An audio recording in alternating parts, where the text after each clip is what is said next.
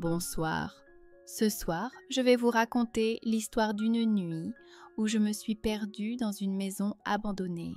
Une histoire où les murs fissurés et les planchers craquants ont gardé le secret d'un désir interdit. Une histoire où dans l'ombre d'un inconnu, j'ai découvert une passion plus forte que la peur.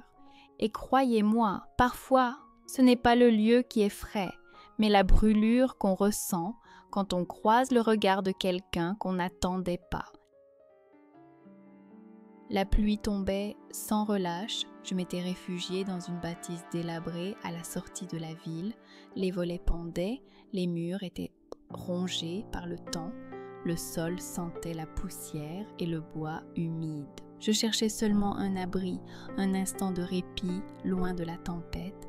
Mais l'air était étrange, chargé d'une tension que je ne m'expliquais pas. Je suis entrée dans une grande pièce vide. Un lustre brisé pendait encore au plafond, les vitres craquaient, laissaient passer l'écho du tonnerre. Et c'est là que je l'ai vue, une silhouette masculine, immobile dans l'ombre, ses yeux brillaient d'un éclat qui n'avait rien à voir avec la lumière. Il n'a pas bougé, il ne m'a pas parlé, mais son regard a traversé la pièce et m'a figée sur place. J'étais entrée pour fuir la pluie et je me retrouvais prisonnière d'un silence brûlant.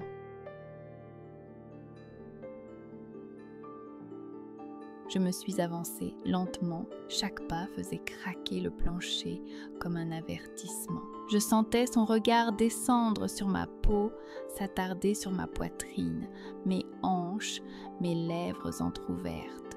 Mon souffle s'est accéléré malgré moi. La peur et le désir se confondaient.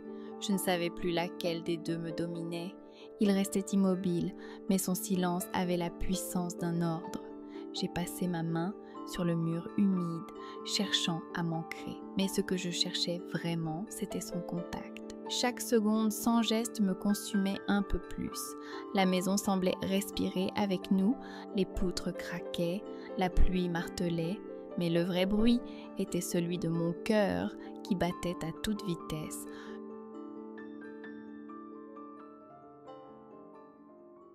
Je me suis arrêtée au centre de la pièce. Il s'est approché enfin, son pas lourd sur les lattes pourries résonnait comme un tambour. Quand il a été assez près, j'ai senti la chaleur de son corps malgré la fraîcheur de l'air. Ses doigts ont presque effleuré ma main. Mon visage s'est levé, mes lèvres se sont entr'ouvertes. Le baiser était là, suspendu à une fraction de souffle, mais une fenêtre a claqué violemment, le vent s'engouffrant dans la pièce. J'ai sursauté, reculant d'un pas, le cœur au bord de l'explosion. Nos regards se sont retrouvés, brûlants, frustrés, affamés. Ce baiser qui n'avait pas eu lieu pesait plus lourd que n'importe quel contact.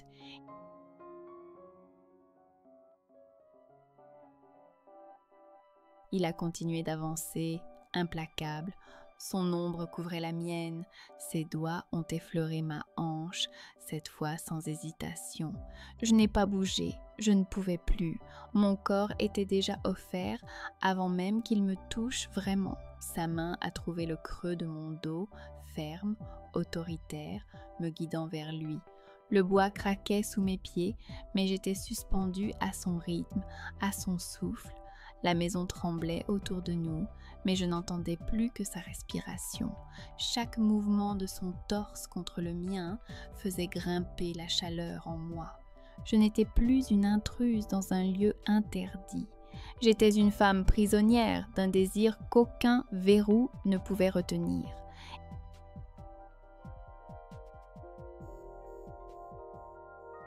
Il m'a plaqué contre un mur fissuré, le plâtre froid se brisant sous mon dos. Ses lèvres ont trouvé les miennes, profondes, dures, brûlantes, un baiser violent et nécessaire, comme si nous avions attendu trop longtemps. Ses mains se sont emparées de ma taille, me tenant captive et offerte. Je me suis agrippée à ses épaules, mes doigts serrant le tissu humide de sa chemise. Chaque caresse descendait plus bas, marquant ma peau comme une empreinte indélébile. Le contraste entre le mur glacé et la chaleur de son corps me faisait frissonner. Il m'imposait son rythme, sa cadence, son autorité silencieuse. Mes cuisses se sont ouvertes malgré moi, mes reins cherchant son appui. Chaque mouvement me portait plus loin, chaque gémissement étouffé s'élevait comme une supplique. La maison tremblait de nos mouvements, la pluie battait contre les vitres, mais le vrai orage était dans mon ventre, dans mon corps consumé. Quand l'extase a déferlé, j'ai cru que les murs allaient s'effondrer avec moi. Tout vibrait, tout craquait, tout brûlait. Je n'étais plus qu'un cri muet, un souffle haletant. Une femme offerte et conquise dans une maison en ruine.